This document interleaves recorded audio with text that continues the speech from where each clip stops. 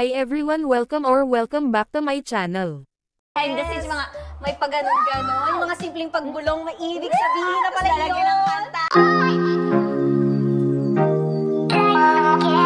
Nagsimula ako sa isang love team, syempre, as Kim Emerald sa PBB. And formula talaga siya sa Philippine series or Philippine movie. Kasi tayo mga Pilipino, gusto natin ma-in-love. Ang sarap-sarap ma-in-love. Favorite natin yun, yung makapanood ng kwento, ng ng ganyan. Pero, yung opinion ko is, nagbago talaga ang love team ngayon. Kasi dati, di ba, kayo lang. Yung parang, kayo yung magka-love team, kayo na sa lahat.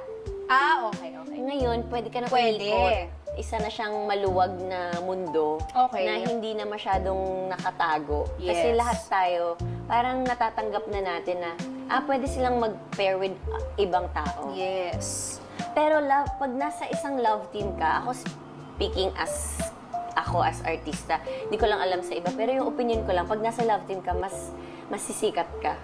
Mas mabilis. Mas mabilis kasi dalawang tao kayo magtutulungan umangat kaysa sa ikaw as individual. Depende na lang. Aalagwa ka din pero not as super. Oo. Kaya pag nasa love team, nahanap mo yung perfect mong ka-love team. Yes.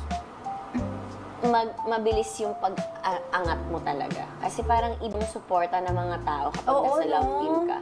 Oo, tsaka parang iba yung pilian, sigawan. Pag nakita lang kayo Oo!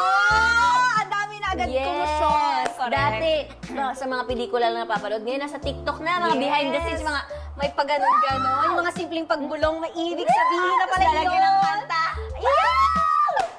So, mas ngayon ng love team. Parang mas maraming fans, I think.